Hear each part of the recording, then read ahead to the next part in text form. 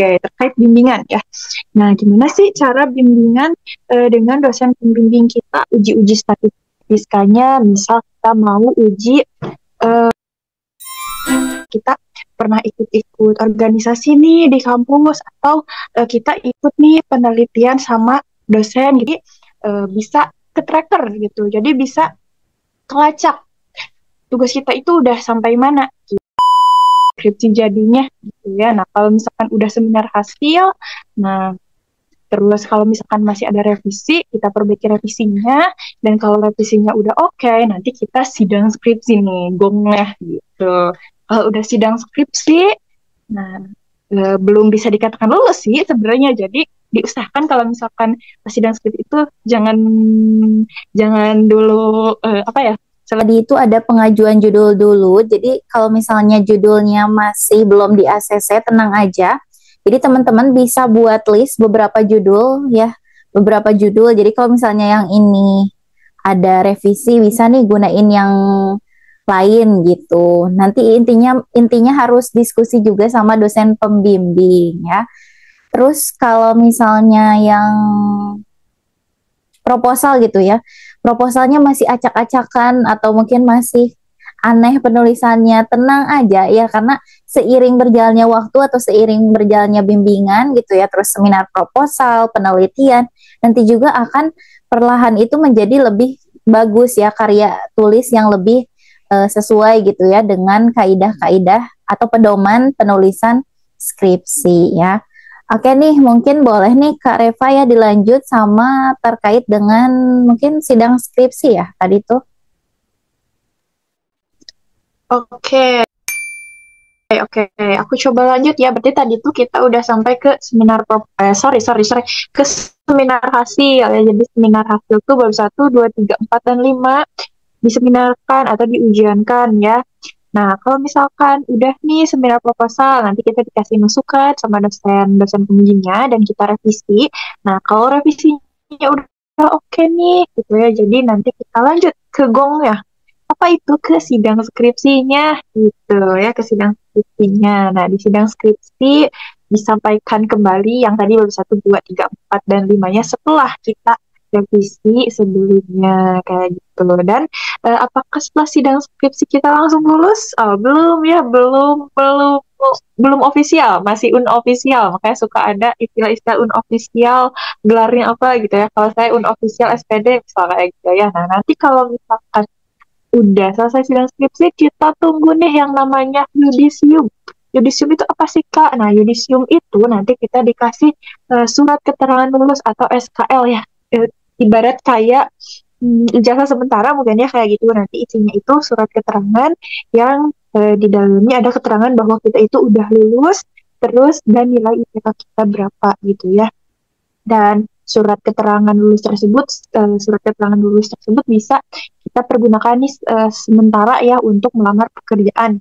Nah, jadi kita kalau misalkan ijazahnya belum turun nih, soalnya ijazahnya nanti kalau wisuda gitu ya, nggak apa-apa, kita coba aja dulu kalau mau ngelamar kerja pakai surat keterangan lulus tadi gitu ya. Nanti kalau misalkan ijazahnya sudah ada, kita udah di wisuda, baru kita tunjukkan ijazahnya ini loh udah ada seperti itu. Jadi intinya atau rangkumannya alur skripsi itu yang pertama pengajuan judul, terus seminar proposal, seminar hasil, sidang skripsi, yudisium, dan nanti wisuda gitu ya. Biasanya kalau wisuda itu yang paling excited nunggu wisuda itu teman-teman cewek ya, karena itu dari jauh-jauh hari udah nandain nih mau kebaya yang mana gitu, terus mau make up di mana gitu ya, dari ujung kepala sampai ujung kaki harus matching biasanya ya kalau cewek. Dan biasanya kadang suka ada yang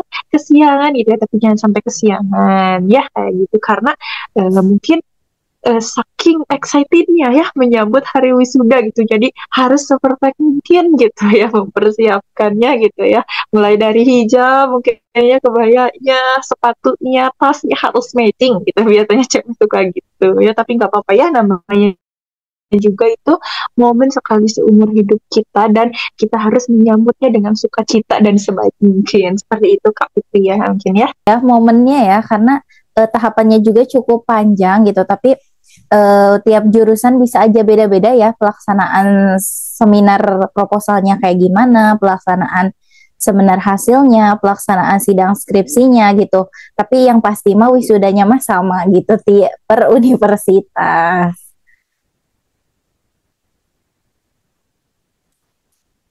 Betul banget ya, yang paling excited itu emang menyambut wisuda gitu ya. But it's okay ya guys, karena kalau misalnya udah lulus juga kita kadang kangen ya masa-masa ngerjain skripsi. Jadi bener sih kata orang ya, apa yang kalian lalui saat itu ya kalian harus nikmati, karena bisa jadi suatu hari nanti kalian akan merindukan itu. Entah momennya atau sama orang-orangnya ya guys. Tools buat ngerjain skripsi nih biar teman-teman ada bayangan. Kita tampilin mungkin ya, Karepa. Aku share screenin. Oke, boleh Kak Fit.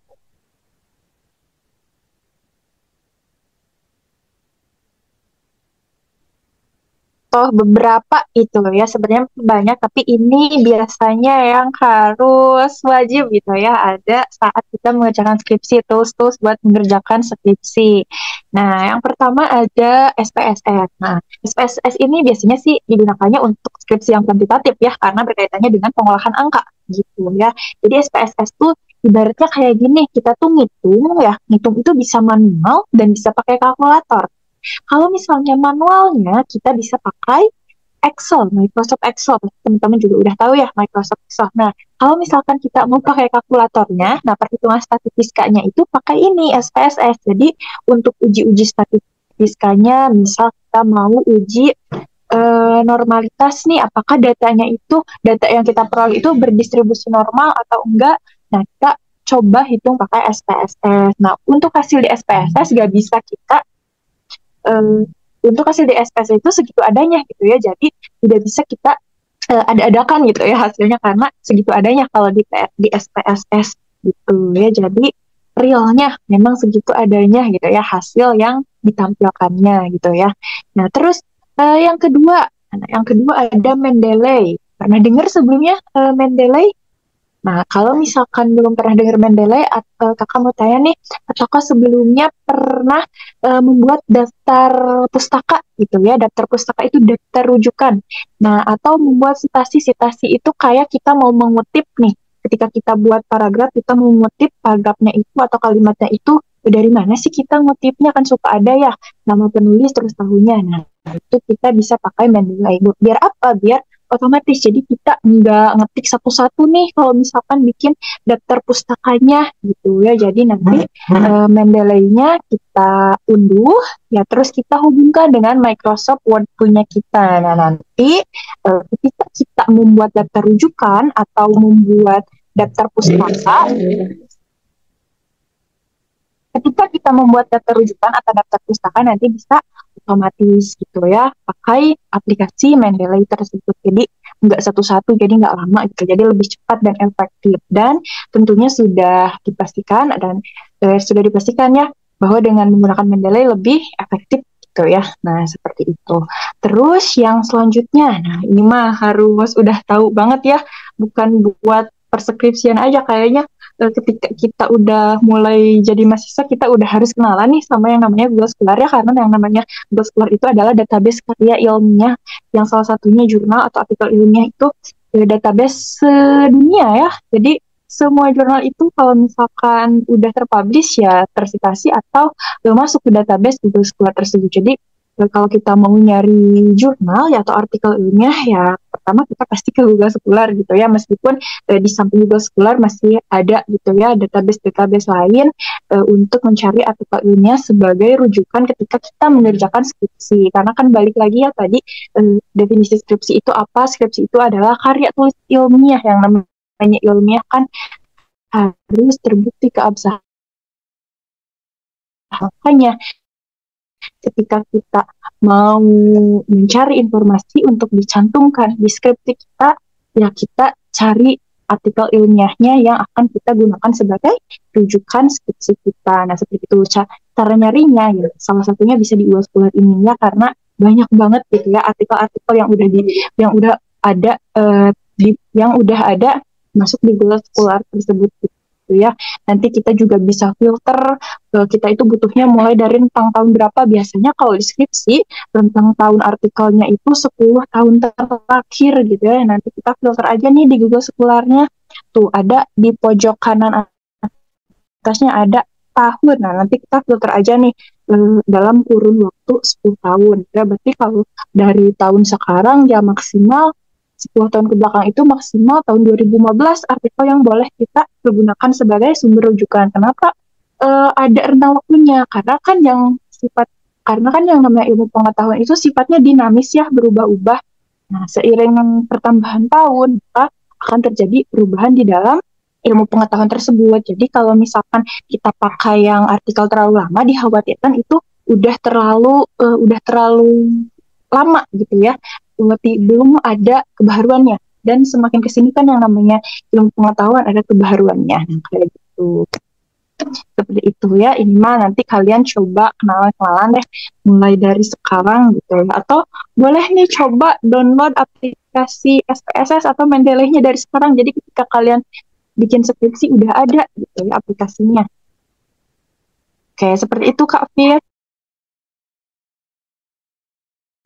Oke, jelas banget ya, karena memang ini sih yang paling utama gitu ya, dan mungkin ada beberapa yang teman-teman mahasiswa udah apa ya, udah aware gitu ya, udah mungkin nggak asing ya sama tools-toolsnya. Pak ini Masya Allah ya, informatif banget gitu. Jadi buat teman-teman nih, kalau ada pertanyaan boleh tanyakan di kolom komentar ya. Nanti juga mungkin dari Karepa akan menjawab nih ya di kolom komentarnya. Oke nih ya, lanjut ke ini nih Kak ya, yang paling utama sih ini ya Kak, terkait mungkin bimbingan skripsi nih Kak, ya maksudnya tuh bimbingan ya dari awal sampai akhir nih. Karena kadang yang jadi problem itu kan gimana sih dosen pembimbing, misal cara untuk berkomunikasi sama dosen pembimbing gimana, terus tuh apa sih first of all, mungkin first step yang harus dilakuin gitu untuk menghubungin dosen pembimbing. Oke, yang selanjutnya nih terkait bimbingan skripsi ya, ini juga suka ada banyak-banyak PT ya yang ngebahas tentang bimbingan skripsi. Tapi so far so good, aman kok. Kita nikmati aja prosesnya gitu ya, jangan terlalu merasa tertekan ya.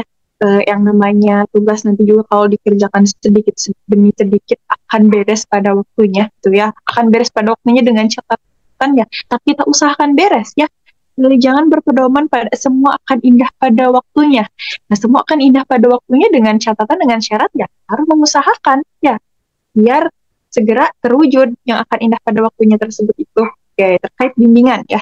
Nah, gimana sih cara bimbingan dengan dosen pembimbing kita? Oke. Kalau saya berdasarkan pengalaman kakak, step pertama itu kita hubungi dulu ya di WhatsApp. Oke. Cara menghubunginnya ya kita harus perkenalan diri dulu ya bahwa kita itu adalah mahasiswa bimbingan ibu bapak dosen tersebut. Oke. Terus misalnya kalau kita mau bimbingan nih kayak gimana sih bilang di WA-nya? Oke. Mungkin boleh Kak Fit di share screen salah satu contoh chat punya saya ya.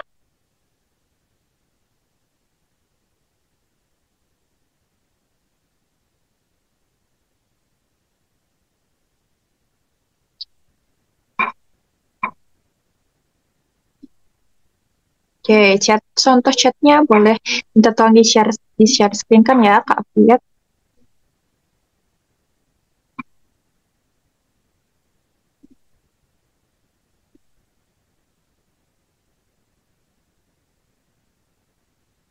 Oke, nah ketika menghubungi dosen juga ya, jangan kayak menghubungi teman gitu ya, karena yang kita hubungi itu dosen pembimbing kita ya, bukan teman nongkrong main kita gitu ya.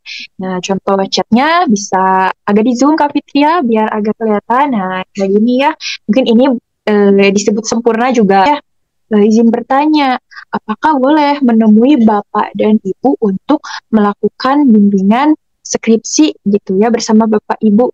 Nah, seperti itu. Jadi, posisikanlah kita sebagai orang yang membutuhkan, karena kan yang butuh bimbingan kita kan ya. Jadi posisikanlah bahwa kita sebagai orang yang membutuhkan bimbingan dari Bapak Ibu dosennya. Nah, setelah itu jangan lupa ucapkan terima kasih dan diakhiri dengan salam penutup. Ya, jadi kalau misalkan dilihatnya strukturnya ada salam, terus ada izin dan perkenalan, kemudian ada inti tujuan kita menghubunginya buat apa, dan diakhiri dengan salam penutup. Ya, jangan lupa. Terus kadang suka ada yang kayak gini, kata teman-teman tuh, Kak gimana kalau misalkan WhatsApp-nya nggak dibales mulu nih, gitu. Jangan ya, jangan overthinking, karena Bapak Ibu dosen itu kan bukan hanya membimbing kita gitu ya. Bayangkan ibu bapak dosen itu membimbing setidaknya ada 3 atau 2 angkatan yang dibimbing skripsinya, dan per satu angkatannya itu tidak sedikit ya, bisa sampai 10 sampai 15 mahasiswa tiap angkatannya itu. Bayangkan, bukan hanya kita loh yang dibimbing, bukan hanya kita yang membutuhkan bapak ibu dosen. Jadi kalau misalkan WhatsApp-nya belum dibalas ya, tunggu 1 hari atau 2 hari, kita coba WhatsApp ulang, barangkali chat dari kita itu tertimbun gitu ya, jadi belum terlihat, belum terbaca. Kalau misalkan belum dibalas atau belum ada balasan terus, gimana Kak? Nah, kita coba datang aja ke kampus, itu kan balik lagi di sini yang membutuhkan bimbingan adalah kita gitu ya. Masa sih ibu bapak dosennya harus mendatangin kita ke kosan, kan nggak mungkin ya, kita dong yang datang ke kampus gitu ya. Nah, kalau udah di kampus ya coba temui secara baik-baik, tanyakan secara langsung apakah bapak ibu dosen berkenan untuk melakukan bimbingan bersama kita gitu ya. Kalau misalkan datang ke kampus kan kita bisa langsung bertemu dengan bapak ibu dosennya seperti itu ya, dengan bapak ibu dosennya tersebut seperti itu ya. Jadi kita usahakan aja gitu ya, kita jangan kehabisan akal kalau misalkan di WA nggak dibalas ya. Kita coba datangi aja ke kampus. Pastikan bapak ibu dosen ada di kampus itu ya, nggak akan kemana-mana gitu ya. Karena kalau misalkan kita hanya mengandalkan di WA aja ya, kalau misalkan mengandalkan di WA saja ya itu kurang efektif ya. Seperti itu sih kalau dari aku, butuh kan gitu. Jadi kita harus berusaha mengusahakan diri kita gitu, kayak gitu. Iya betul ya, jadi intinya jangan takut sama dosen, karena dosen juga manusia biasa ya, sama kayak kita gitu. Kalau ada salah atau kurangnya kita saat mengerjakan skripsi, it's okay, tinggal komunikasikan aja sama dosen, karena dosen juga ngebimbing banyak mahasiswa ya, tentunya udah berpengalaman juga, jadi kita bisa saling komunikasi, karena ya the key is communication ya, intinya antara dosen pembimbing sama mahasiswa bimbingannya ya komunikasi ya yang utama.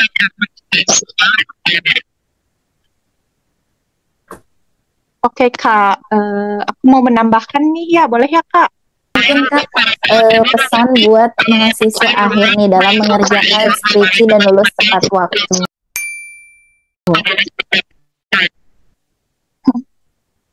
Oke, tipsnya nih, tips selama bimbingannya mungkin ya. Nah, kalau misalkan ketika dosen membuka waktu untuk bimbingan, usahakan kita itu selalu hadir gitu. Dosen membuka waktu bimbingan gitu ya, dan diusahakan juga di tiap minggunya itu kita datang nih menemui Bapak Ibu dosen pembimbing kita gitu ya. Jangan hilang terlalu lama gitu ya. Nah, terus kalau misalkan mau mengerjakan skripsi ya, usahakan juga di tempat yang membuat kalian nyaman gitu ya. Kalau misalkan ada tipenya nih yang lebih suka ngerjainnya di kafe mungkin ya, buat nongkrong gitu ya. Kadang kan yang namanya di luar itu suka ada banyak distraksinya gitu ya, distraksinya. Nah, usahakan meskipun ketika kita mengerjakannya di luar, kita tetap membuat target saat itu kita harus sampai mana gitu jadinya, kayak gitu. Jadi seperti itu ya. Terus usahakan juga kalau misalnya lagi di masa-masa skripsian sering-sering lah nongkrong di jurusan kita gitu ya. Biasanya kalau kita sering nongkrong di jurusan kita juga suka dapat info-info seger kayak gitu ya. Betul. Kayak gitu. Mungkin yang terakhir ya, pesan buat teman-teman mahasiswa gitu ya.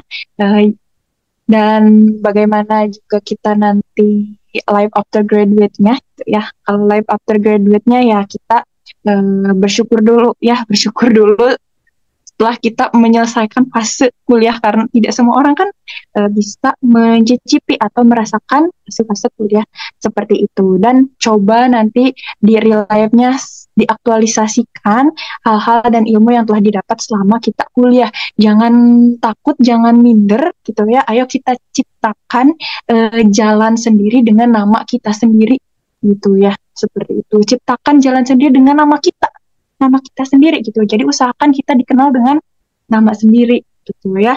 Dan kata-kata terakhir, it's okay, it's okay to fall as long as you rise again because you are stronger than your struggle ya.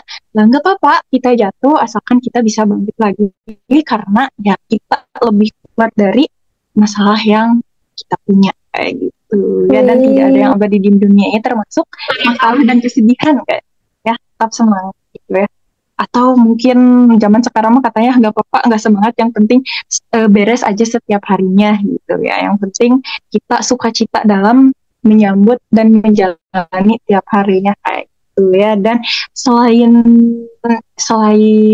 itu kita harus juga senantiasa berharap untuk selalu dibukakan pintu syukur gitu ya, karena sebanyak apapun pintu rezeki yang terbuka, kalau tidak dibukakan pintu syukur itu nggak akan pernah terasa cukup teman-teman kayak gitu ya. Seperti itu. Terima kasih Kak Ovid atas waktunya, juga sangat excited sekali untuk sharing-sharing hari ini. Betul, Masya Allah banget ya Kak Reva ya, bener banget ya, ada motivasi juga buat teman-teman yang nonton juga. Terima kasih nih buat Kak Reva yang sudah meluangkan waktunya hari ini gitu ya. Ini sangat informatif banget. Nih ada kenang-kenangan ya Kak sedikit dari sertifikat ya. Bentar. Ini ya, terima kasih Kak Revanya yang udah meluangkan waktunya nih. Tips tulis kuliah tepat waktu dengan kumlot dan juga ngebahas skripsi dengan tema First Step for Bright Future. Yeay, terima kasih atas sertifikat penghargaannya, dan terima kasih juga ya udah ngundang aku buat sharing-sharing nih tentang masa-masa perskripsian. Ya tenang aja, kalau masa perskripsian juga akan ada endingnya. Betul. Dijalani aja. Semua pasti akan berlalu ya. Betul. Oke, boleh nih dikerjakan walaupun Oke, 1, 2, 3. Gaya bebas 1, 2, 3. Oke, alhamdulillahirabbil alamin ya. Kita sudah ada di penghujung nih Kak dari Skutuk yang ke-10 ini.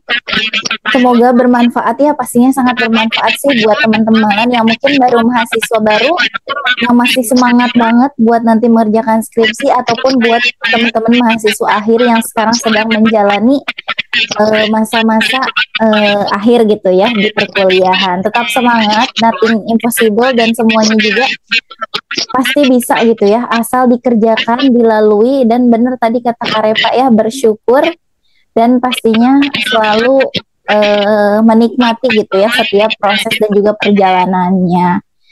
Oke nih, terima kasih Kak Reva. Mungkin ada nggak kata-kata terakhir lagi kalau misalnya masih ada? Cukup? Oke, cukup kayaknya Kak. Oke, terima kasih Kak Reva ya, dan teman-teman. Wassalamualaikum warahmatullahi wabarakatuh.